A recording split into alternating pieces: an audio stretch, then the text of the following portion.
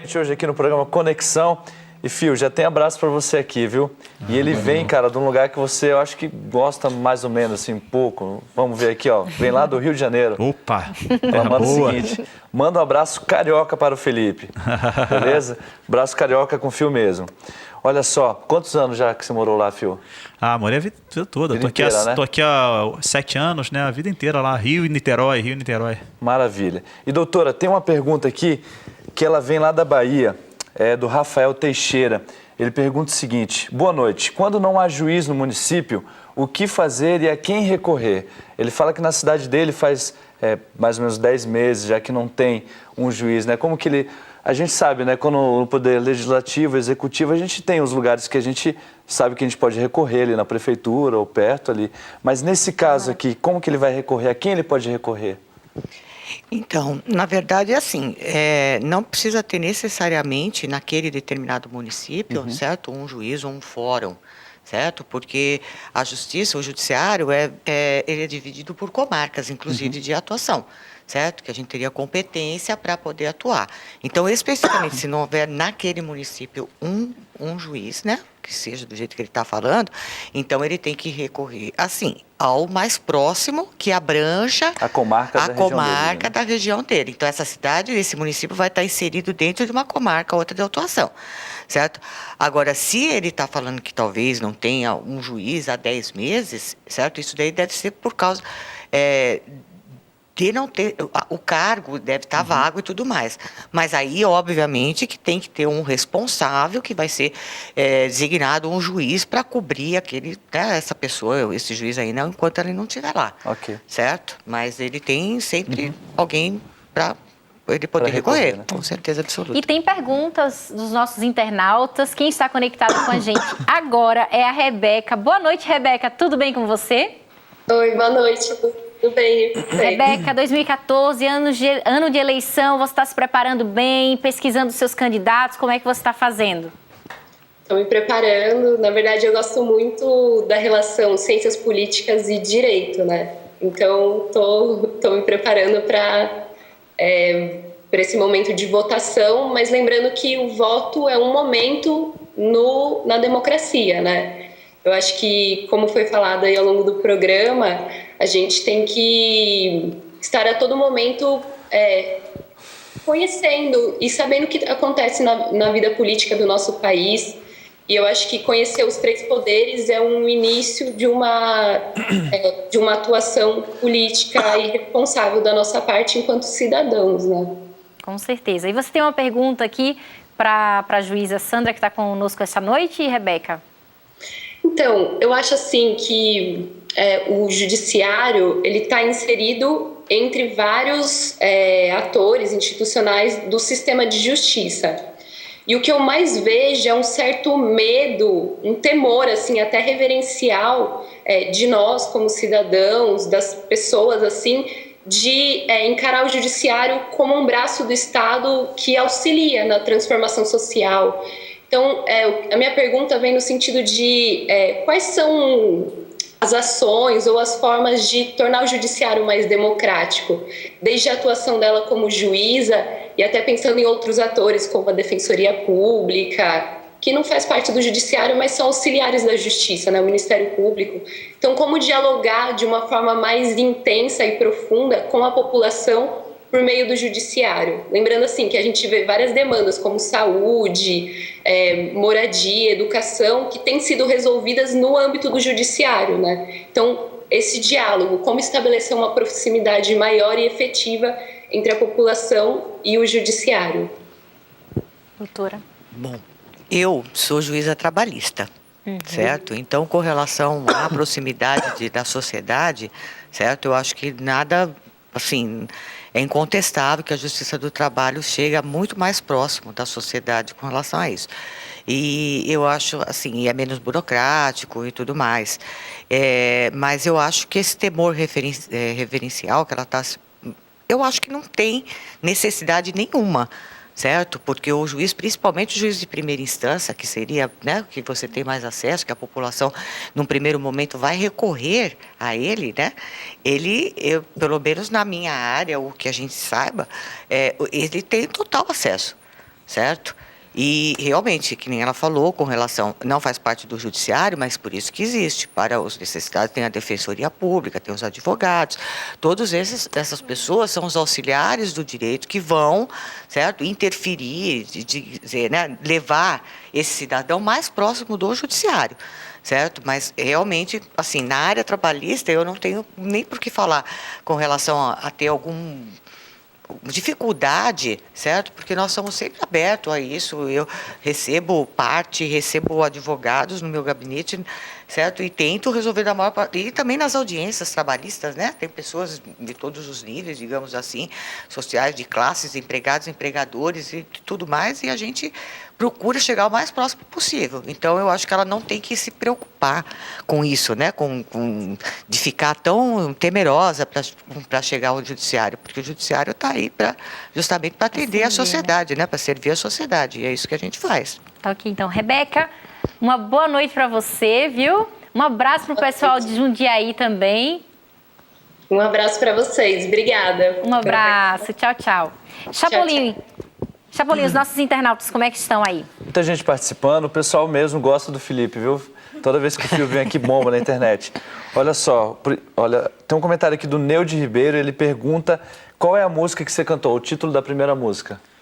O título da primeira música que eu cantei é Justiça e Poder. Justiça e Poder. É a música do CD novo, isso, né? vai estar no CD novo. Muito e tal, bom. que vai sair, dizem, até o final desse ano ou no início do ano que vem. O Isés Neves, ele fala o seguinte: Conexão Jovem tá bom demais com a participação desse fera da música Felipe.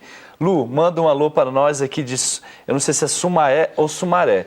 Eu acho que é Sumaré, mas por vida das duas deve ter uma cidade de Sumaré também. E tem um comentário aqui para a Luciana, para, né, dar uma ajudada, assim, a Luciana ficar mais feliz ainda. A menina, cadê? Tá aqui, ó. Amém. Luciana, sua linda, amo o seu sotaque, sua voz. E ela pede para você mandar um beijo para ela, Elizabeth Brum. Um abraço, Elizabeth Brum. De onde que ela é? Ela não diz onde é, mas ela é sua fã, Lu. Então twitta pra gente, quero saber de onde você é, pra mandar um abraço pra você, pra sua família, pra todo mundo aí da sua cidade. Inclusive, tem pergunta aqui dos nossos internautas, doutora. Ele quer saber qual que é o eleitor, ele tem alguma influência sobre o Poder Judiciário?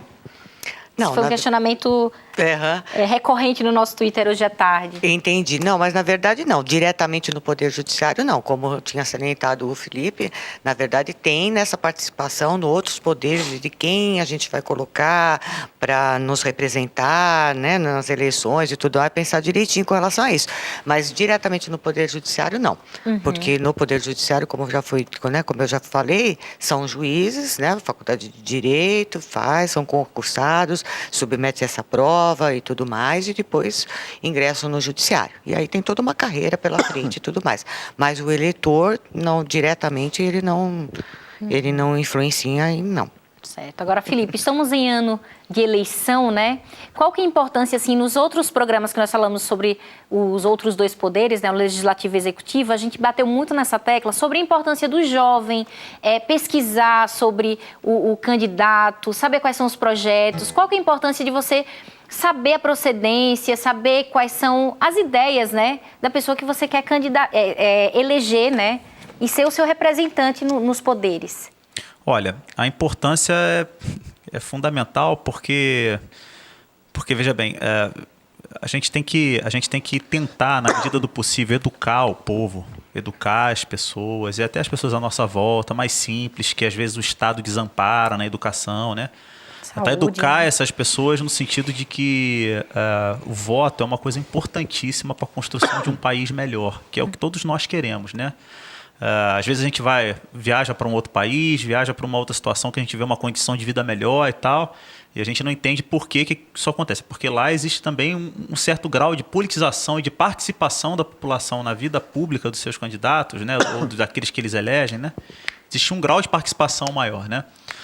É por isso que eu defendo, assim, na minha opinião, né, isso é pano para manga, assunto para um outro programa, mas eu defendo que o país precisa de uma reforma política, porque a reforma política, com a mudança do voto para um voto distrital, por exemplo, daria uma proximidade muito maior entre o eleitor e aquele que ele elege, né? Uhum. Então ele vai ser parte daquele bairro ali, de de uma fatia menor do espaço ali da vida da cidade. O cara vai ser meio que vizinho dele, ele vai poder cobrar e tal. Eu acredito que essa participação é importante. E tem que conhecer também, vai no site da Câmara, vai no site do Senado também, procura lá quais são os projetos de lei que esse camarada já criou, né? A quem esses projetos de lei beneficiam, né? A que grupos econômicos e de interesses esse candidato está atrelado, né? O partido político dele está ligado a que bancada, né? Existem bancadas inteiras de interesses hoje no Senado. Nós temos uma bancada hoje no Senado que é fortíssima, que é a bancada ruralista, né? E que é uma bancada que o tempo inteiro se contrapõe às questões que dizem respeito às melhorias no meio ambiente, né? Então a gente tem que conhecer quem são os nossos candidatos, a quem eles estão representando e de que forma ele vai representar com dignidade o voto de confiança que eu dou a ele. Quando a gente faz isso, aí a participação democrática deixa de ser o momento do voto e passa a ser parte da nossa vida na cidade, né? Nossa vida social, porque aí você vai acompanhar o que ele faz, por que ele faz, a quem que ele está atendendo, você vai cobrar ele. E aí eu acho que a tendência é nós melhorarmos a nossa sociedade, o nosso país e, por consequência imediata, na minha opinião, as nossas instituições, inclusive o próprio Poder Judiciário, que dentro daquilo que a gente acredita que ele pode mudar, ele só vai mudar se nós tivermos governantes melhores, né? É nesse ponto que eu entro, até, Fio, porque assim, a gente aprendeu aqui, né, Luciana, que no Poder Legislativo e Executivo a gente consegue votar, a gente consegue fiscalizar e até interferir, não é? Porque se você vota corretamente, na próxima eleição você pode tirar o cara ou continuar com ele. Mas no Poder Judiciário, doutor, a gente não consegue votar, é por concurso público, né? Mas o cidadão, ele tem influência no Poder Judiciário, além dessa questão do voto, ele consegue interferir porque, por exemplo, num julgamento, a única maneira que o cidadão ele pode interferir é se ele for convidado para ser o júri popular, né? Fora isso, ou um movimento popular muito grande que leve o juiz, de repente, a tomar determinada decisão. Mas existe alguma maneira que o cidadão ele possa participar ativamente no Poder Judiciário? Então, na verdade, nós temos, na Justiça do Trabalho, por exemplo, né, existe um canal, certo, que a pessoa pode reclamar, fazer suas reclamações de alguma coisa, né, de que o juiz não esteja, é a ouvidoria que chama, certo? Então, ela pode entrar em contato lá, ela entra na ouvidoria, ela conta o caso dela, está acontecendo isso, aquele outro, meu processo está atrasado, meu processo não está, né?